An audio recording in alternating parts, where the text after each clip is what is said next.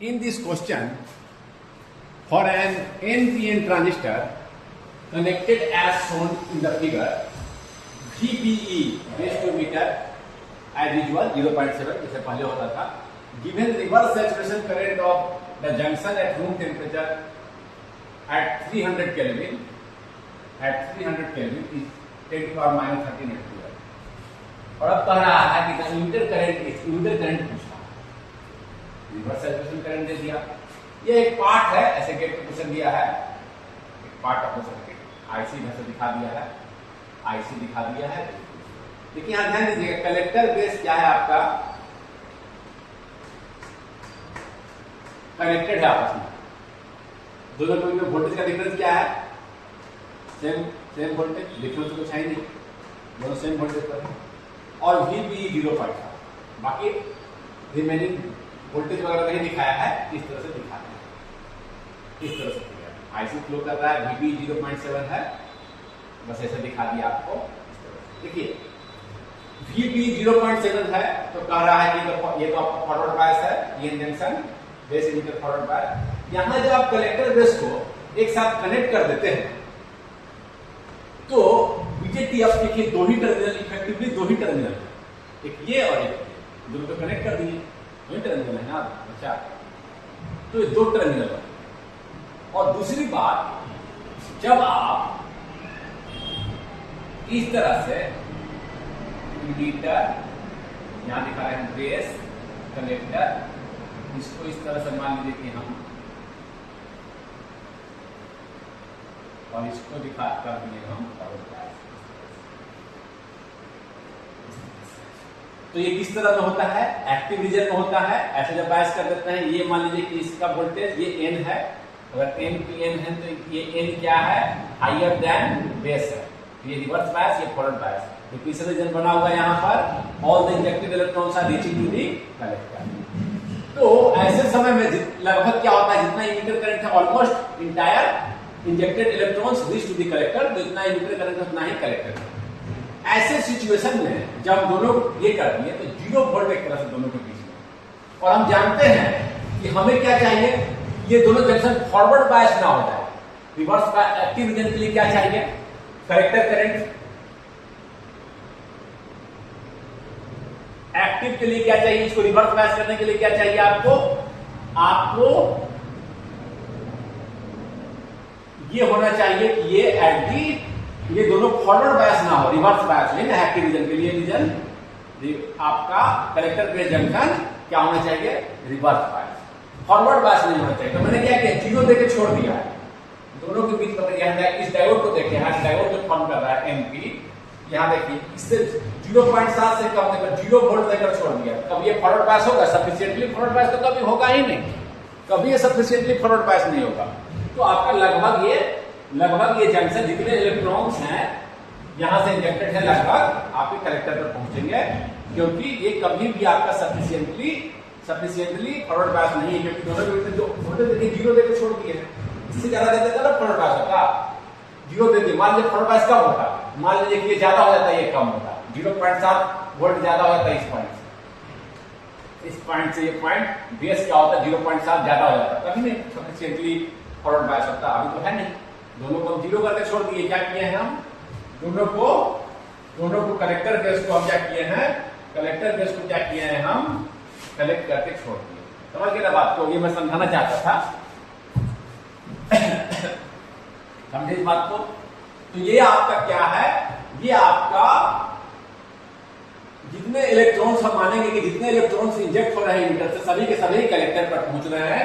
ये जंक्शन कभी भी फॉरवर्ड बायस नहीं होगा, ये जंक्शन कभी भी फॉरवर्ड बायस नहीं होगा, क्योंकि फॉरवर्ड बायस होने के लिए 0.7 वोल्ट से ज्यादा चाहिए, और ये कभी होगा ही नहीं. मतलब कि ये हमेशा एक्टिव रीजन में इसको मानेंगे, कोई दिक्कत नहीं है. इसे कहां मानेंगे हम, इसे हमेशा एक्टिव रीजन में मानेंगे, क्योंकि ये कभी 0.7 वोल्ट से ज्यादा, अगर ये फॉरवर्ड यहां पर ये वोल्टेज 0.7 इससे ज्यादा हो जाए, ये P है और ये N है, तब ये फॉरवर्ड बायस होगा. ऐसा हो ही नहीं सकता, क्योंकि दोनों को हम लोग कनेक्ट करके छोड़ दिए हैं. समझ गए इस बात को, यही मैं कहना चाह रहा. 0 वोल्ट तक कभी चांस कुछ भी वोल्टेज चेंज करे, अब ऐसा हो ही नहीं सकता, क्योंकि ये आपका 0 वोल्ट इस दोनों के बीच, 0.7 का डिफरेंस तो कभी हो ही नहीं सकता। समझ गए बात? तो हम मानेंगे कि जितने ये एक्टिव रीजन में है, इमीटर करंट लगभग कलेक्टर करंट के बराबर है, कोई दिक्कत नहीं है इसमें। तो ये इसको अब बनाना है, हम कैसे बनाए? यहां ध्यान दीजिए, फॉरवर्ड बायस, यहाँ के 0 वोल्ट का डिफरेंस, यानी कि कभी भी आप यह जंक्शन फॉरवर्ड बायस नहीं होगा, यह फॉरवर्ड बायस और यह ऑलमोस्ट रिवर्स बायस, तो ये क्या हो गया? Active region. ऑलमोस्ट इस तरह कनेक्शन को डायोड कनेक्टेड, जैसे अब देखेंगे डायोड कनेक्टेड बीजेटी की तरह काम करेगा, डायोड की तरह काम करेगा। तो ही टर्मिनल डायोड में देखिए कैसे। अब देखिए, अगर हम बेस इमीटर चेंज करते हैं, बेस इमीटर चेंज करते हैं, मान लीजिए यहाँ का वोल्टेज चेंज करते हैं, यहाँ का वोल्टेज चेंज करेंगे तो बेस इमीटर यहाँ का वोल्टेज अगर चेंज कीजिएगा तो क्या होगा? यहाँ कलेक्टर बेस तो चेंज नहीं होगा, दोनों को 0 ही वोल्टेज होगा, लेकिन यहाँ का वोल्टेज बेस इमीटर चेंज हो जाएगा।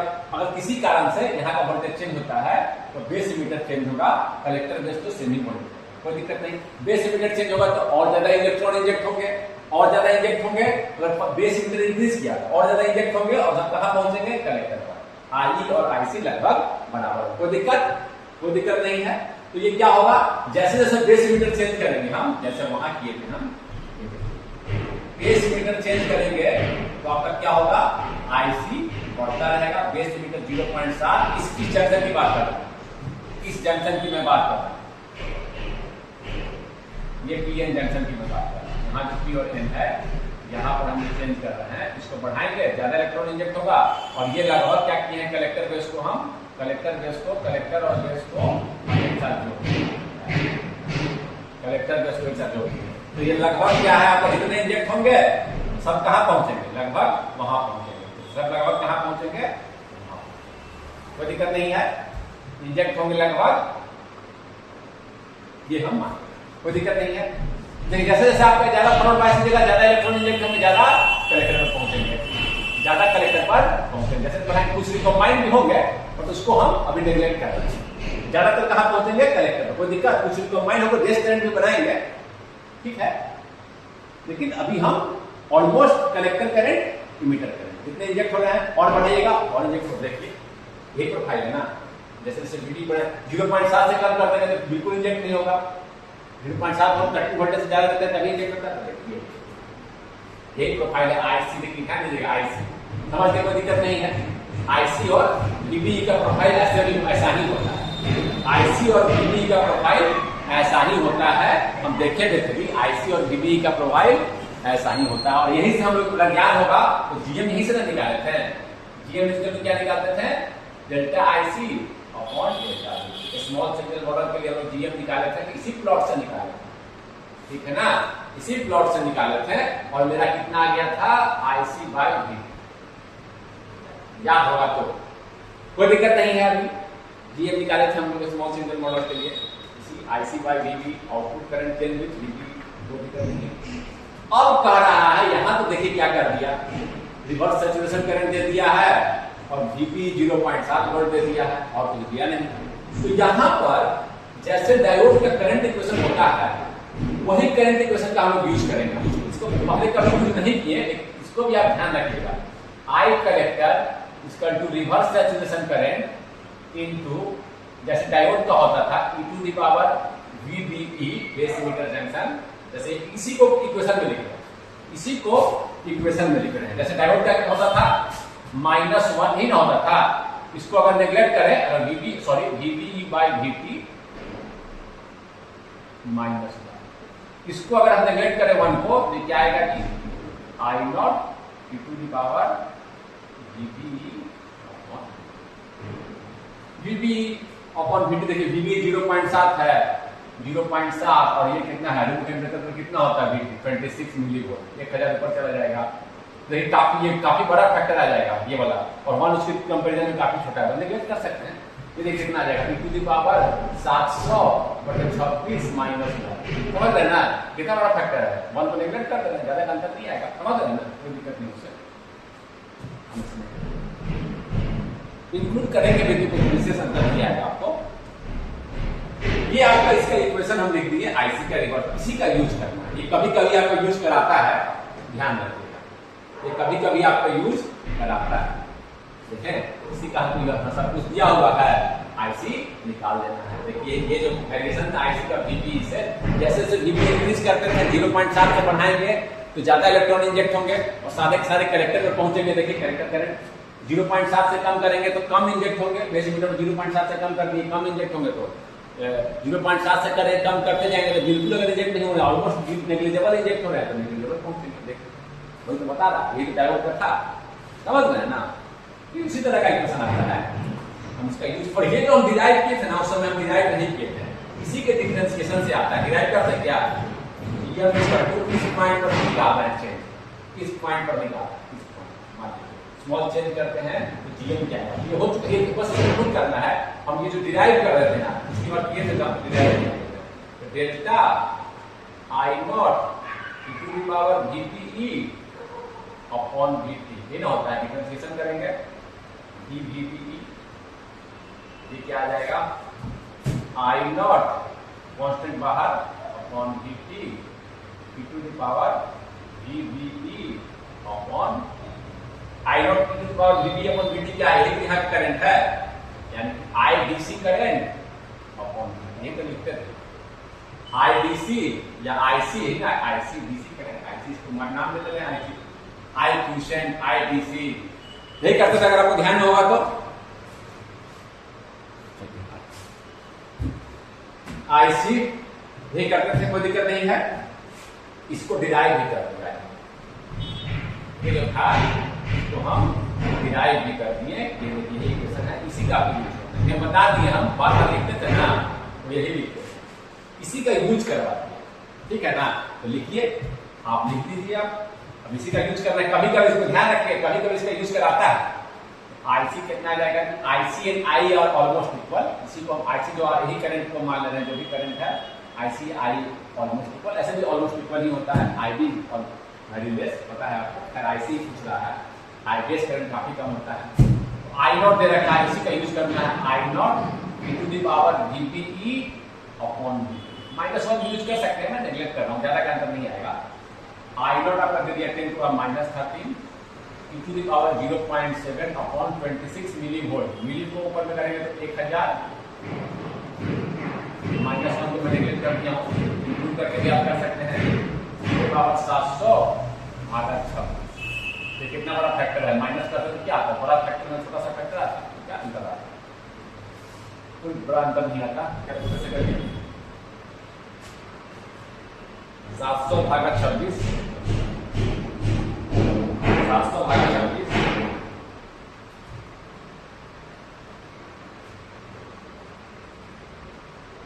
ये आपका आ जाएगा 700 भागा 26 करते हैं अगर हम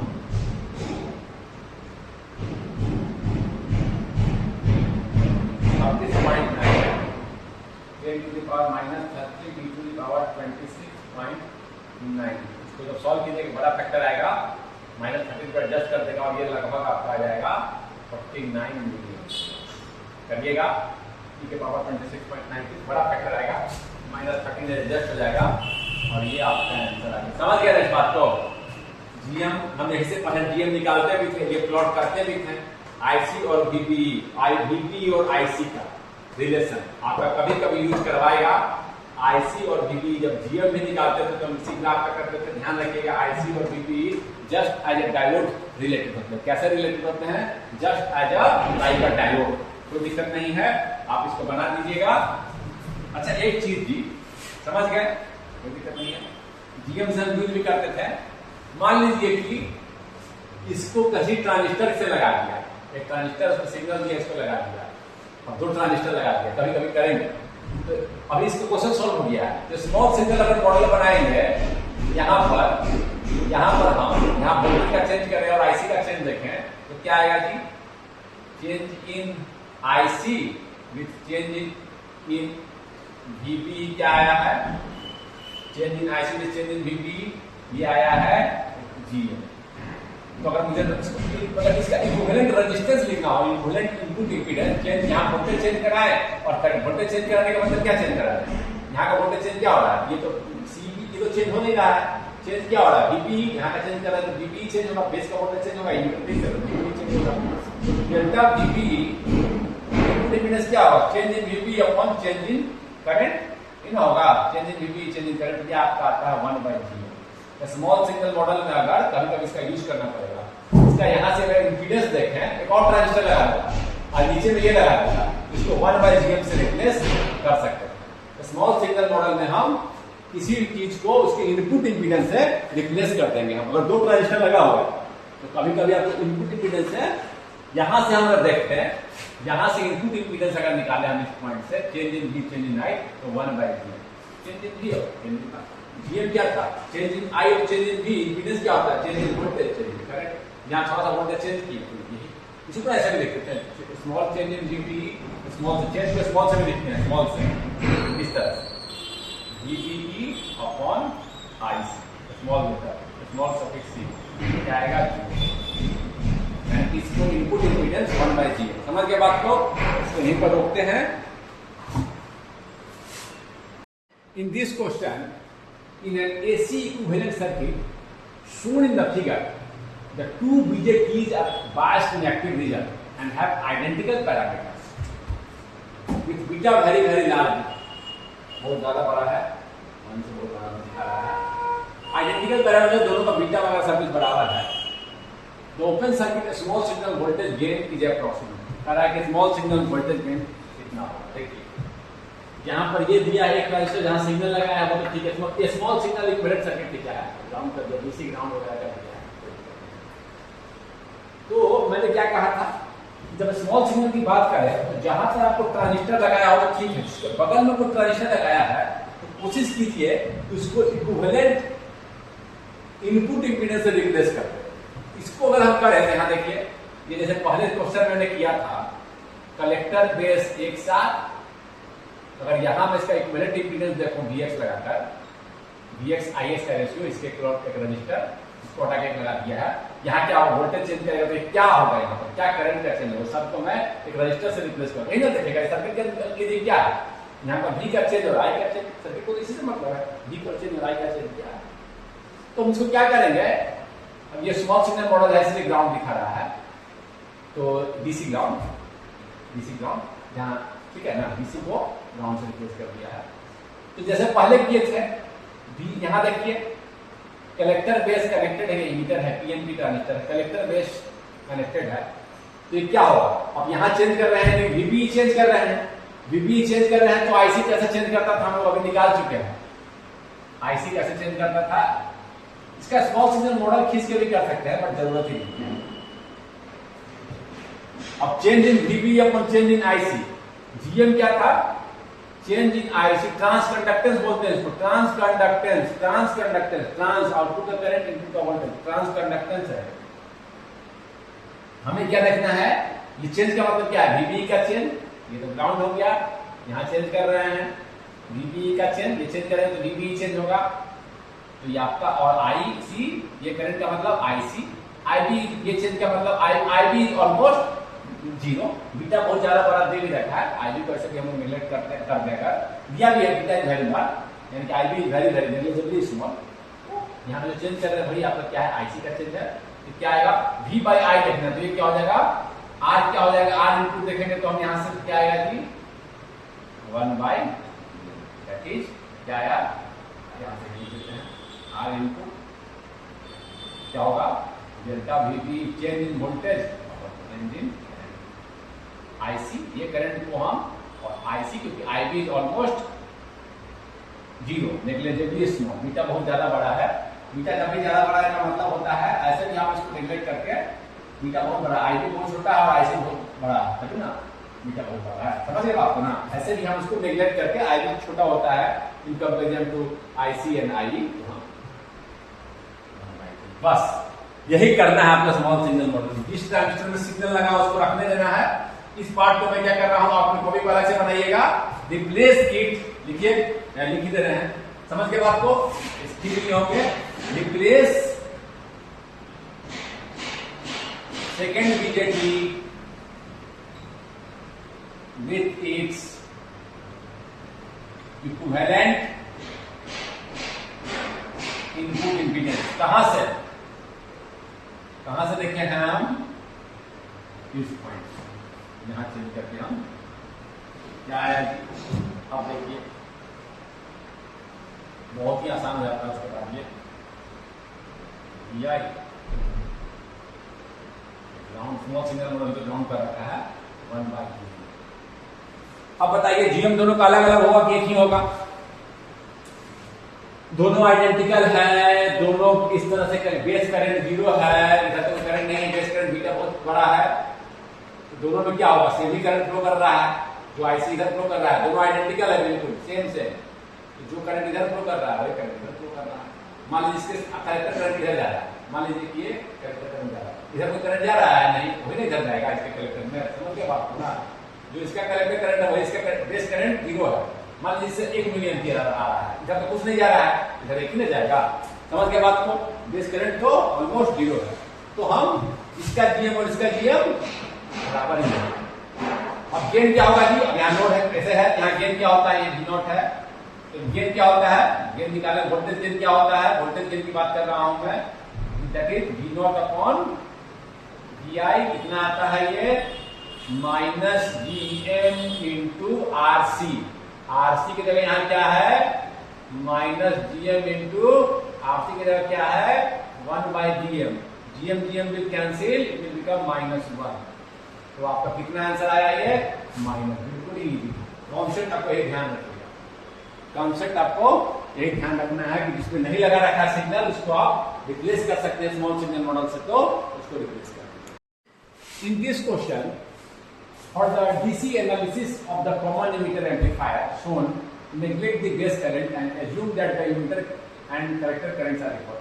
ये केवल स्टेटमेंट लिख दिया है कि डीसी एनालिसिस के लिए आप बेस करंट को नेग्लेक्ट करें, बेस करंट नेग्लिजिबल होता भी है, स्मॉल होता है, लिख भी दिया है, यहाँ पर लिख दिया है, इतना बड़ा सेंटेंस से आपको केवल यही कहा कि बेस करंट को नेग्लेक्ट कर दिए, collector current base current neglect कर देंगे तो इमीटर एंड कलेक्टर करंट सारी बड़ा सेंटेंस केवल लिखा हुआ है, गिवन दैट वीटी दे रखा है, वीपी जैसे कि वीपी ये है 0.7 and the BJT output resistance is practically infinite, under this condition the mid band voltage, केवल वोल्टेज गेन आपको निकालने के लिए कहा है, इसका मैग्नीट्यूड की बात किया है, वोल्टेज गेन की बात किया है, और कुछ बड़ा कुछ इसमें है नहीं, केवल वोल्टेज गेन की इसमें बात किया है। और तो हम क्या करेंगे, कुछ तो दे नहीं रखा है, तो हम अगर VT दे रखा है इसका मतलब क्या है कि आप सीधे सीधे GM वाला मॉडल, सबसे आसान मॉडल होता है GM V5 मॉडल, उसका यूज कर दीजिए, इसमें कुछ ज्यादा की जरूरत नहीं है कि हाँ GM निकालने में जब हम मॉडल बनाएंगे तो GM निकालने में मुझे IC की जरूरत है, हम GM वाला मॉडल यूज करना जा रहे हैं। देखिए तो GM वाला जब मॉडल यूज करेंगे तो मुझे IC की जरूरत होगी, IC निकालने के लिए क्या करना होगा, पहले DC एनालिसिस करना होगा, वही वो लिख रहा है, पहले क्या करना होगा, DC एनालिसिस। जब DC एनालिसिस करते हैं तो क्या मानते हैं कि AC को रिमूव कर दीजिए, कैपेसिटर को ओपन, यहां से ओपन हो जाएगा, बिल्कुल सिंपल आपका ये सर्किट, आपको सिंपल सर्किट में आपको ये, तो यहां भी कैपेसिटेंस दे रखा था, इसका वैल्यू आपको दे रखा है CE 100 माइक्रो, खैर कैपेसिटर की जरूरत ही नहीं पड़ेगी आपको, क्योंकि हम इसको शॉर्ट मान लेंगे, यहाँ पर आपको कैपेसिटर दे रखा है, इसे डरने की जरूरत नहीं है, कैपेसिटर को हम क्या मान लेंगे, शॉर्ट मान लेंगे। एसी एनालिसिस में डीसी में ओपन ही कर दिए, एसी में शॉर्ट ही कर दिए, इसकी जरूरत क्या है, समझ गए बात को। तो पहले हम क्या कर रहे हैं, इसका डीसी एनालिसिस कर रहे हैं, क्यों कर रहे हैं, हमको आईसी निकालना है, क्या करेंगे देखिए, कैपेसिटर ओपन, और छोटा कितना से बनाइए इसको 12 वोल्ट, छोटा छोटा डायग्राम कितना ध्यान दीजिएगा, वोल्ट के जगह के अनुसार 73 किलो ओम, 47 किलो ओम, और चलो यहाँ पे ओपन ही कर दी, कैपेसिटर ओपन हो गया, यहीं पर आउटपुट दे रहा था मुझे, चलो इसको दिखा भी सकते हैं, यानी बड़ा दिखा, बट कोई जरूरत नहीं है, बस यही बचा मुझे। तो अब देखिए ऐसे सर्किट में क्या बताते हैं, जब वोल्टेज किसी लेवल नेटवर्क से इस तरह से डिवाइड करके दिया गया तो क्या करेंगे, पहले हम क्या करेंगे, थेवेनिनाइज कर देंगे, यहाँ से इक्विवेलेंट वोल्टेज लिख देंगे, इक्विवेलेंट वोल्टेज, यहाँ कोई करंट नहीं जा रहा है, इसमें वोल्टेज कितना जगह वीकेंड में 12 भागे divided by 73 plus 47 into current into this resistance,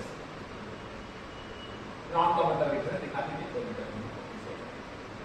कितना जाएगा 12 भागा 7 3 10 की 0 1 भाग में 4 1 8 7 3 0 7 1 8 7 12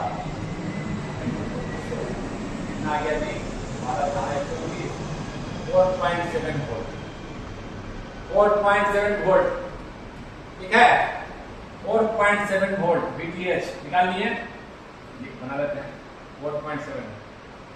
और देखिए RThevenin की जरूरत भी नहीं है क्योंकि वो IB तो जीरो ही है। RThevenin निकाल लेते हैं। सर्किट कैसे बनाएंगे हम, अब VThevenin लगा हुआ है 4.7 निकाले हैं पक्के में, आप देख लीजिए RThevenin इसमें तो कोई करंट ही नहीं फ्लो कर रहा है, पर वीडियो में लिख रहा हूं RThevenin क्या है 73 पैरेलल 47।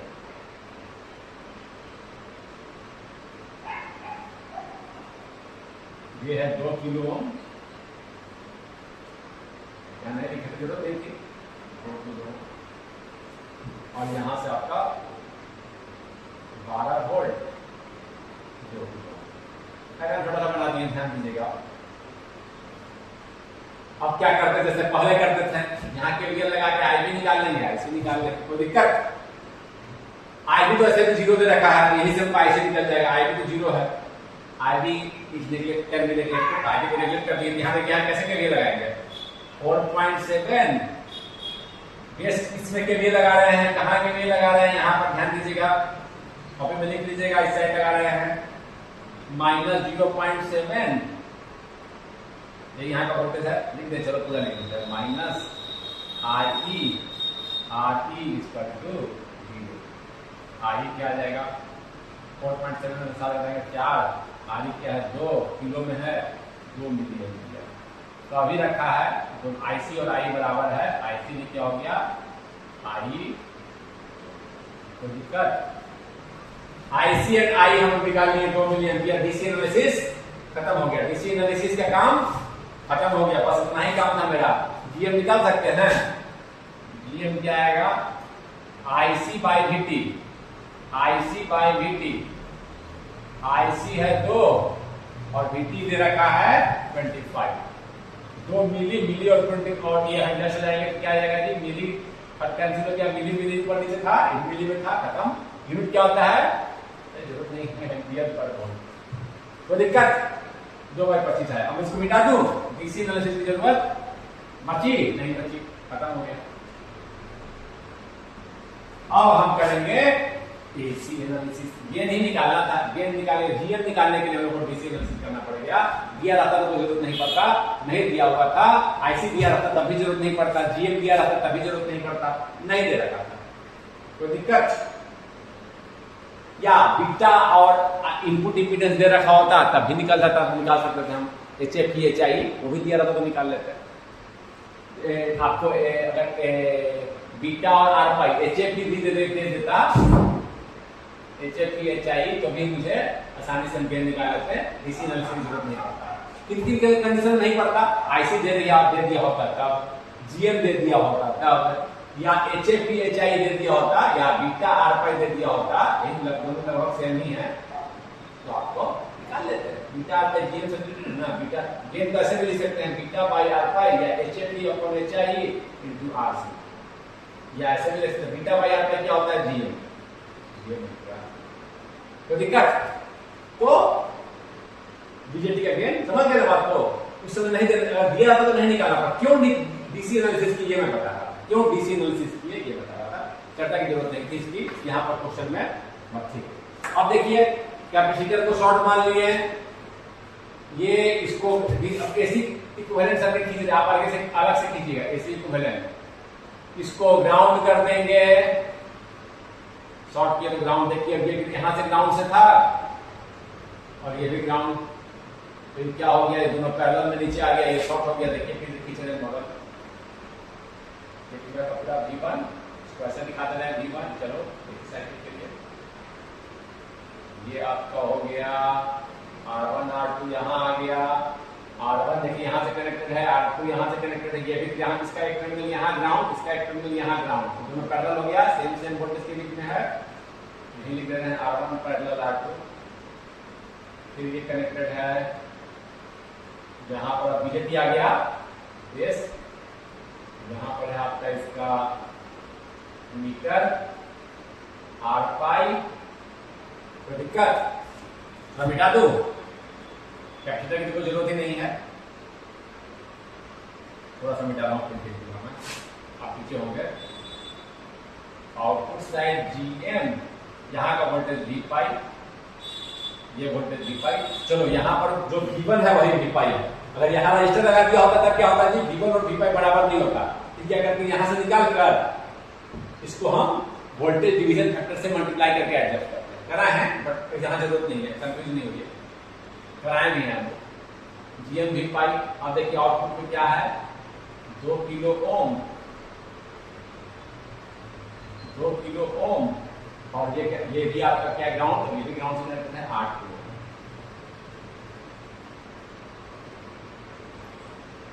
8 किलो। कोई दिक्कत? चलो ये सब ग्राउंड ही है, कॉमन पे भी कर सकते हैं ग्राउंड के साथ, कोई दिक्कत नहीं, इससे कोई दिक्कत नहीं है। समझ गए बात को?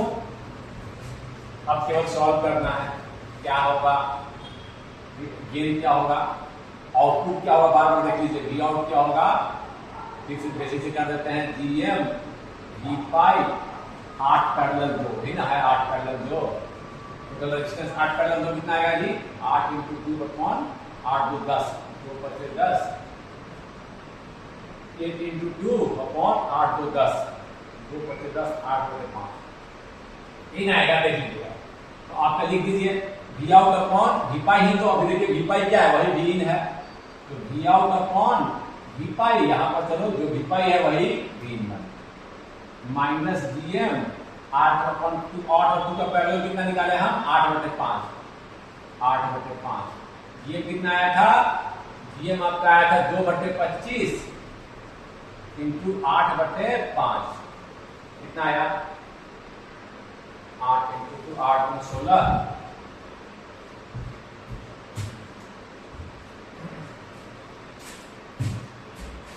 16 भागा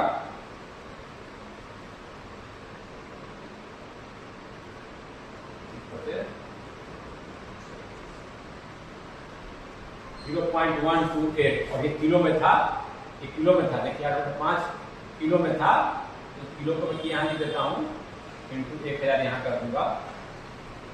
तो ये आपका 0.128 इंटू 1000, रेजिस्टेंस किलो में था ना, रेजिस्टेंस यहाँ देखिए किलो में था, ये के है,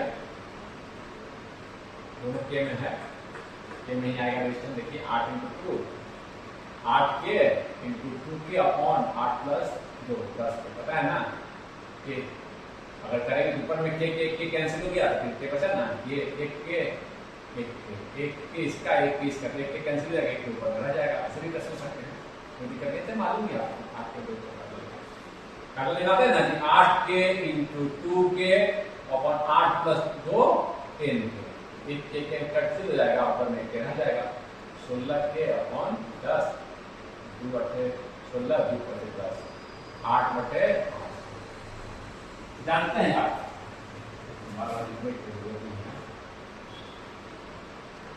कितना आया, ये आपका आ गया -128, गेन है आपका, मैग्नीट्यूड लिखा हुआ है 128। कोई दिक्कत?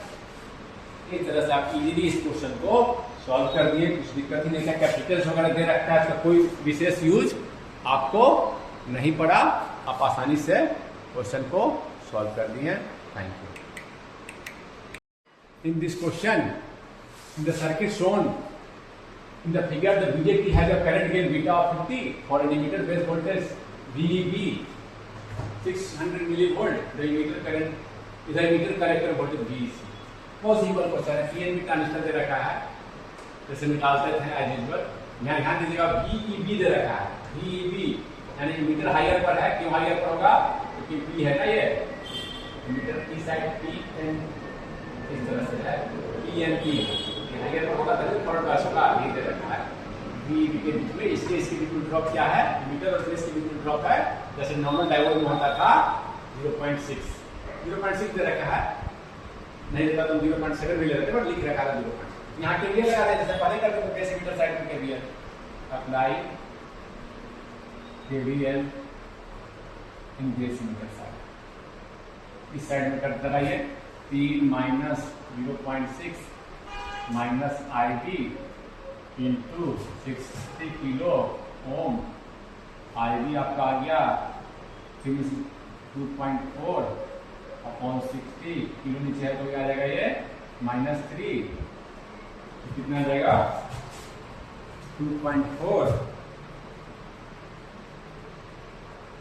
2.4 भागा 60 0.04 मिली एम्पियर। कोई दिक्कत नहीं है। इनमें से 0.6 हटाएं 0.04 मिली एम्पियर। कोई दिक्कत नहीं। आपका यहाँ आ गया। IC निकाल लेंगे तुरंत। Beta IB 0.04 into 50 current into 50 से मल्टीप्लाई कर दिए। ये आपका आ गया 2। कोई दिक्कत नहीं। IC मेरा 2 मिली एम्पियर आ गया। अब देखिए VEC, हाँ IC and I are almost equal, but निकाल सकते हैं I यहाँ का। हाँ ठीक है, कोई दिक्कत। I निकालने के IC तो ठीक है, IC तो है। तो क्या हो जाएगा VC, V क्या पूछ रहा है जी VEC, V minus VC, V minus V कितना है 3, VC कितना है निकालना है। करंट इंटू करंट मालूम है IC 2 मिली एम्पियर और ये क्या है 500 ओम। 500 इंटू 2 करेंगे तो 1000, 500 ना 500 था ना दे रखा था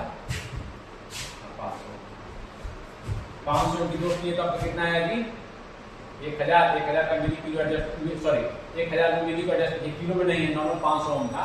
ये क्या हो जाएगा 1 हो जाएगा। 1000 मिली -3 तो क्या हो जाएगा 1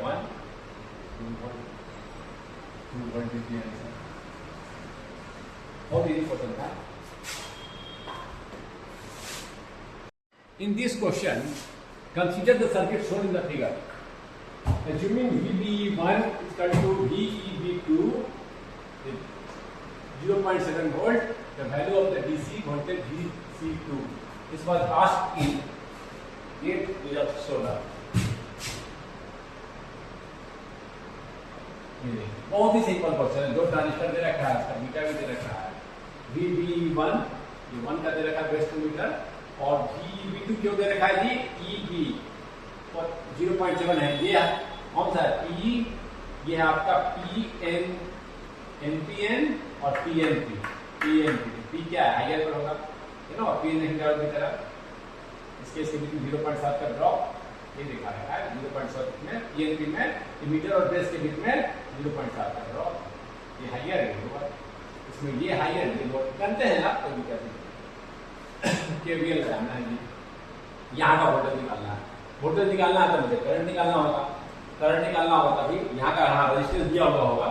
VC2 का एक रेजिस्टेंस जितना हो 1 किलो ओम यहाँ पर छोड़ दिया। बहुत ही सिंपल क्वेश्चन। 2.5 था VCC आपका 2.5। यहाँ से अगर हम KVL लगाते हो यहाँ चले जाए बेसिक मीटर साइड जैसे लगाते थे, लगाकर करंट निकाल लेते हैं और फिर हम अपना IC निकाल लेंगे। लगा दीजिए यहाँ से KVL बेसिक मीटर साइड पहले लगाते थे लगा दीजिए, कोई दिक्कत नहीं है। यहाँ से लगा रहे हैं KVL, यहाँ ध्यान दीजिएगा इस तरह से मार्क कर दे रहा हूँ मैं, समझ भी रहे आप, क्योंकि VC थोड़े मालूम है आपको, सैचुरेशन में थोड़ा ही है कि 0.2 लेके बढ़ जाइएगा, मालूम ही नहीं कहाँ पर है। इस तरह से बायस है कहीं पर, कहाँ है VC क्या मालूम। सैचुरेशन का लेते थे 0.2 लेके हम आगे बढ़ते थे जब हम एज ऑफ द सैचुरेशन, पर यहाँ तो मालूम नहीं कैसे लगा दीजिएगा। करेक्टर मीटर में डायरेक्ट नहीं लगा सकते हैं अगर एक्टिव रीजन में है तो, समझ रहे बात को, तुम देख भी लेंगे ऐसे। हाँ आप कहेंगे सर कैसे मान लो आ जाएगा आपका, हम एक्टिव रीजन लेके ही चलते हैं शुरू में, कोई दिक्कत नहीं है। यहाँ से हम निकाल रहे हैं KVL 2.5 माइनस 0.7 माइनस 0.7 सॉरी हाँ ये ड्रॉप है, हाँ माइनस 0.7 माइनस IB RB ये 10 किलो हमारे 10 लिख रहे हैं, ठीक है ना, -1। इसी साइड लगा है बेस एमीटर साइड में, तो मालूम नहीं है VB1 दे भी रखा 0.7 ऐसे भी नॉर्मल डायोड तो हम 0.7 ही लेते हैं। डायोड होता है तो क्या होता है, पीएन जंक्शन है ना, पीएन जंक्शन तो 0.7 के लगभग तो ये ऑन हो जाता है, लगभग 0.7 समझ गए ना बात। तो ये इधर मत लगा दीजिए शुरू में, पता ही नहीं VC क्या है, तो पता ही नहीं मुझे क्या है कि यहाँ पर है एक्टिव रीजन में है तो कौन सा वोल्टेज पर है, VC कहीं भी हो सकता है, VC यहाँ भी हो सकता है, VC यहाँ भी, उधर मत लगाइएगा, ये भी VC हो सकता है, ये भी VC हो सकता है, ये भी VC हो सकता है, तो मालूम नहीं आपको, समझ गए ना बात। तो VBE लगभग 0.7 में होता है, ये मुझे मालूम है, यहाँ लगभग 0.7 के लगभग में होता है, तो यहाँ आप लगा सकते हैं, चल लगा दीजिएगा, बताइए तो कैसे लगा दीजिएगा शुरू में। हाँ अब चलिए क्वेश्चन करते हैं, IB into 10 kilo ohm is equal to minus कर लीजिए 2.5 माइनस 0.7 1.4 और माइनस 1, ये आपका आ गया 0.1, ये IB आ गया आपका 0.1/10 किलो है तो पड़ेगा तो मिली कितना आ गया IB कौन सा IB आ गया जी, यहां में लगा तो यहां आए थे हम, ये IB2 इस ट्रांजिस्टर का रहा है, ऐसे लगाते हम लोग, ऐसे यही IB है, यहाँ लगाते हम लोग, ऐसे लगाते हैं हम लोग, ये तो दिक्कत नहीं है, कितना आ गया ये 0.01, देखिए IB into this 10 kilo ohm, ठीक है IB लिखेगा अच्छी ट्रांजिस्टर का, नहीं लिखना है अच्छी ट्रांजिस्टर का, समझ में आप IB देखिए ट्रांजिस्टर का IB ना, इसका ये वाला रेजिस्टेंस यही करंट है ना, इसे लगाते हैं हम, कोई दिक्कत, IB आपको निकल गया, तुरंत निकाल लेंगे, IC से मल्टीप्लाई कर लेंगे आपका IC, यहाँ का वोल्टेज निकालना है ना, बस निकल जाएगा, यहाँ से वोल्टेज निकाल लिया, करंट इनटू रेजिस्टेंस आराम से, IC is equal to beta IB, beta is given to be beta of this transistor, हम इसका IB निकला है, इसका IB से बीटा से मल्टीप्लाई करेंगे, इसका IB है, इसका IB से मल्टीप्लाई करेंगे, ये किसका ले रहे हैं ट्रांजिस्टर Q2 का, ध्यान रखिएगा, इसका IB निकाले तो इसी का नाइट है, इसी का IC निकाल, इसका IB, इसका IB तो जरूरत नहीं पड़े निकालते तो अपने आप यहाँ से चलते चले आए, यहाँ कोई रजिस्टर ही नहीं था, वोल्टेज का ड्रॉप होते हुए चला आया, तो वोल्टेज यहाँ का ड्रॉप, ये VB ड्रॉप और ये ड्रॉप, ये दिखाए हम ऐसे ऐसे ऐसे ऐसे, जरूरत नहीं पड़ा, यहाँ का रजिस्टर होता तो यहाँ भी लिख के IB1 into RB करना पड़ता, पर है ही नहीं, ऐसा तो मेरा आराम से करते आप, ये बताता है कि RB हमने रखा था, इसका IB निकला, इसका IC निकला, IC आपका दे रखा बीटा 250, नहीं लिख रहे बीटा 2 चलो लिख रहे 0.01 कितना आ जाएगा 5 50 से मल्टीप्लाई करेगा तो आपका आ जाएगा 50.5 मिली एम्पियर, ऐसे लिख रहे हैं ना, मिली एम्पियर 0.5 मिली एम्पियर, और यहाँ का वोल्टेज लिखना है, यहाँ का वोल्टेज क्या होगा जी, दिस करंट इनटू रेजिस्टेंस, नहीं होगा VC minus this current into resistance करके 0, VC कितना आ गया, VC2 कितना आ गया, VC2 माइनस वो बार बार लिख दे रहे हैं आपको, लिखने की जरूरत नहीं है, IC into RC equal to 0, VC2 current into resistance, current into current भी ऐसा ही रेजिस्टेंस मल्टीप्लाई करनी है, वोल्टेज नहीं मिल गया, तो आपका गया 0.5 मिली में मिली किलो एडजस्ट हो जाएगा, और 1 से मल्टीप्लाई कर दिए तो VC2 कितना आ गया 0.5 वोल्ट। दैट्स द क्वेश्चन, बहुत ही इजी था, यहाँ से KVL लगा दिए बेसिमीटर साइड में, IB निकाल लिए, इधर तो कुछ लगा ही नहीं हुआ था, तो कोई दिक्कत ही नहीं हुआ, तो वोल्टेज का ड्रॉप करते चले गए, यहाँ IB RB किए, ये मल्टीप्लाई किए, RB यानी 10 किलो ओम, फिर मुझे निकल गया KVL अप्लाई करके IB, IC निकालते हैं एज यूजुअल, वोल्टेज दे दिए, that's the question solved. In this question, in the figure shown, the NPN transistor act as a switch. Switch की तरह काम कर रहा है, तो transistor switches between cut off switch को जानते हैं, कट ऑफ और सैचुरेशन में वो स्विच करता है, कट ऑफ में सैचुरेशन में, कट ऑफ में सैचुरेशन में। ऑपरेशन रेट टी लार्ज, ये दे रखा है टी, ये टी दे रखा है, तो बहुत लंबा समय, बहुत बड़ा समय है, बहुत फास्ट स्विचिंग नहीं हो रहा है, खाने का मतलब ये है, तो कोई दिक्कत नहीं अभी आपको होगा। तो जो collector to emitter voltage VC sat दे रखा है 0.2 VB as usual 0.7, minimum value of common base current gain alpha पूछ रहा है फॉर द स्विचिंग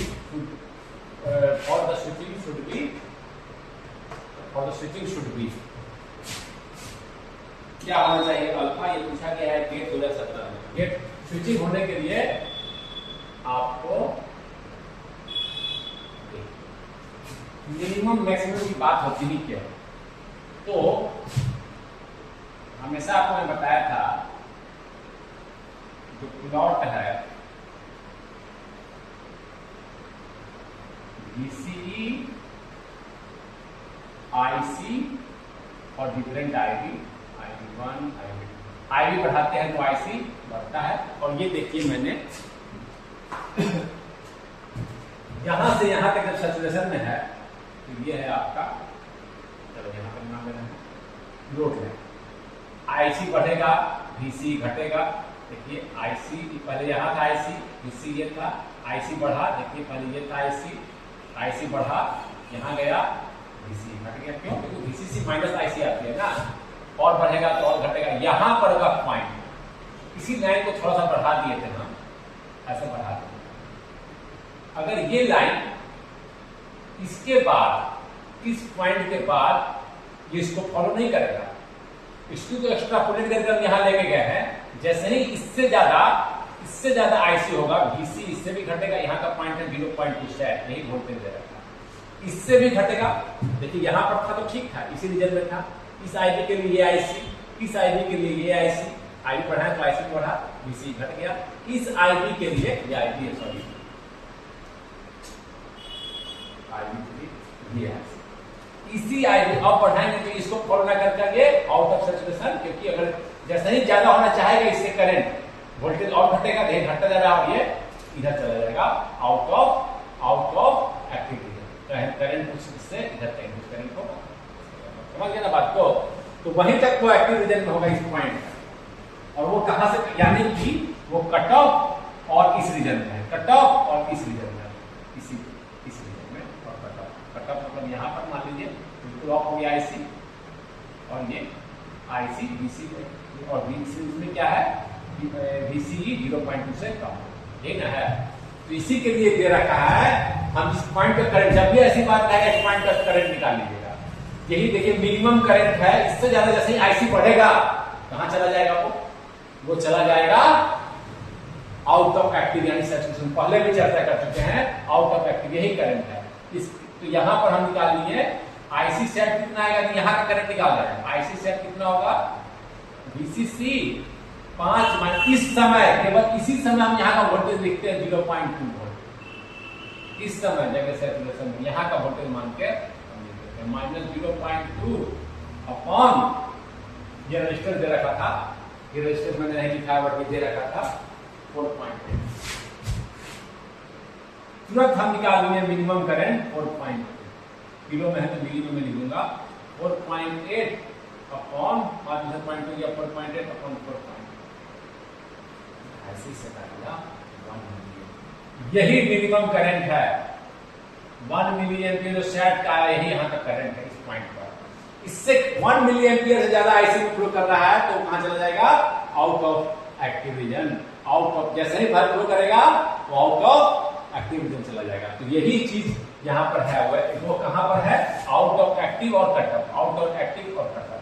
तो यही बात वो दे रखा है, minimum value of common base current gain alpha बता रखा है। तो जैसे होता है IC सेट मुझे मान लो मिनिमम करंट मान लो, कलेक्टर करंट, तो मिनिमम IB मान ले, निकाल ले रहे हैं, मिनिमम IB मिनिमम क्या होगा, यही मिनिमम हो सकता है जो इसके लिए IB है, यही मिनिमम IB है, IB1 IB2 IB3 मिनिमम है मेरा, इससे कम IB, इससे ज्यादा IB रखेंगे तो कहां चला जाएगा, वो चला जाएगा आपका सैचुरेशन में। एक्टिव रीजन के लिए यही मिनिमम मेरा IB, एक्टिव रीजन के लिए यही मिनिमम है। इस पॉइंट पे करंट IB निकाल ले रहे हैं, IC सेट बाय बीटा इन होता है, IC इक्वल टू बीटा आएगी। इस पॉइंट पर हम करंट पॉइंट 1 मालूम था, 1 बाय बीटा, बीटा ही तो निकालना, बीटा निकालेंगे तो अल्फा निकालेगा, 1 बाय मिली में है।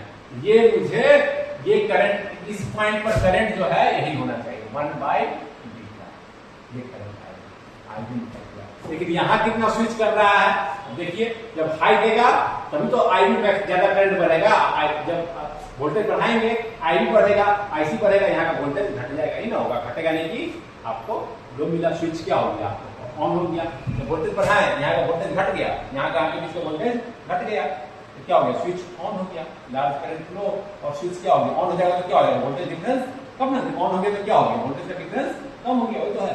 आइडियली 0 होना चाहिए था, लेकिन लगभग 0.2 0.1 के लगभग कुछ नहीं ना होगा।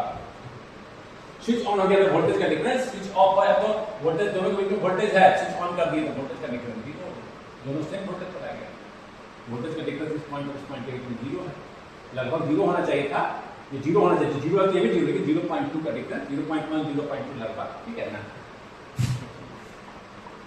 आइडियली 0 होना चाहिए, जो 0 है तो ये भी 0 है, 0 है तो 0। ये हो गया, आईबी निकाल लिए। अब देखिए हम आईबी यहां से भी निकाल सकते हैं, अब यहां पर क्या आएगा आईबी, यहां से आईबी निकालते हैं तो वो वाला आईबी क्या होना चाहिए, ये जो आईबी निकाला है उसको क्या होना चाहिए आपका, ये आईबी जो हम निकालेंगे तो ये आईबी जब ऑफ कर आएगा, यानी कि जब स्विच ऑन, सॉरी जब स्विच सैचुरेशन में जाएगा, या स्विच जब यहाँ पर हम हाई वोल्टेज देंगे आईबी एक्सीड होगा, तो उससे क्या होना चाहिए, जरूर इससे बड़ा होना चाहिए, यानी मिनिमम आईबी इससे बराबर होना चाहिए, इससे कम रहेगा तो कैसे वो सैचुरेशन में जाएगा, आपका आईबी इससे या तो इससे हो या इससे ज्यादा हो, जैसे ही आईबी आएगा इस आपका आईसी बढ़ेगा, इधर कहीं चला जाएगा, सैचुरेशन से सैचुरेशन में चला जाएगा, इधर इधर देखिए इधर सैचुरेशन है और वोल्टेज घटेगा, इधर सैचुरेशन में चला जाएगा, समझ गए ना। तो मिनिमम इतना तो होना ही चाहिए, इससे ज्यादा होगा ठीक है चला जाएगा, लेकिन मिनिमम इससे कम नहीं, इससे कम रहेगा तो ये आईबी जाएगा तो बस एक्टिव रीजन में है, सैचुरेशन में होना चाहिए स्विचिंग के लिए, देखिए ये आईबी के लिए एक्टिव रीजन में, ये इसी आईबी के लिए तो मिनिमम इतना तो होना ही चाहिए। और आपका जो करंट है 2 वोल्ट जब देंगे तो 2 इनपुट पर 2 minus IB RB 12 kilo ohm तो 12 लिख देते हैं, यहाँ केवीएल लगा रहे हैं, के में है के लिख दे रहे हैं, माइनस 0.7, तो आपका आईबी जो यहां से आया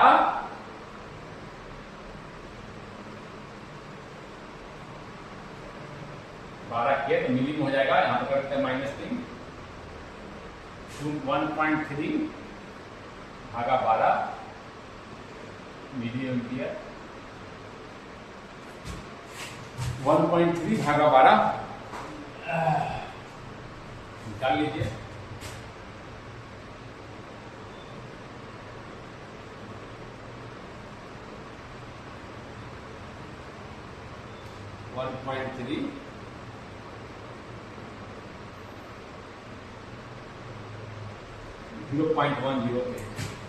कितना आया 0.108 मिलियन, कोई दिक्कत है। ये आपका आईबी कम से कम इतना ही चाहिए जी, सैचुरेशन में लाने के लिए मिनिमम इतना आईबी तो चाहिए ही चाहिए, तो आपका ये आईबी जरूर इसके बराबर या तो इससे बराबर हो या इससे बड़ा हो, तो निकाल ले हम यहाँ निकाल ले हम इसको इक्वेट करते हैं, या तो इससे बड़ा हो या इससे बराबर, देखिए यही आईबी है वो, और वो सैचुरेशन में जाएगा इससे हो या इससे कम या इससे ज्यादा हो आईबी, जैसे इसे आईबी जाएगा और ज्यादा होगा आईसी बढ़ेगा, तुरंत ये वोल्टेज घट के इधर चला जाएगा सैचुरेशन में, कोई दिक्कत। तो यही मिनिमम है, इसको इक्वेट करते हैं, इक्वेट कर देते हैं, तो जो आपका आईबी आया है, आपने जो आईबी निकाला 1.08 मिली एम्पियर, ये आपका कम से कम इसके बराबर तो होना चाहिए, मिली मिली तो कैंसिल हो जाएगा, बीटा कितना आ जाएगा मिली मिली 1/0.108, 1 भागा कीजिए 1 भागा 0.108,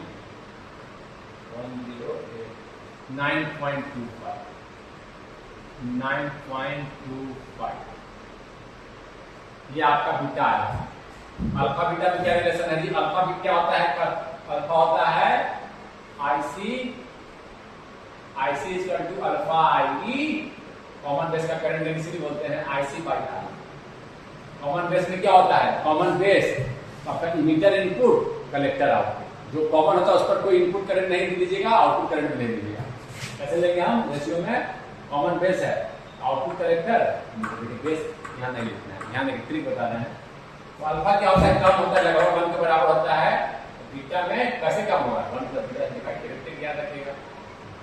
तो अल्फा बीटा क्या हो गया? 9.25 9.25 प्लस 1 कितना हो जाएगा? 10.25।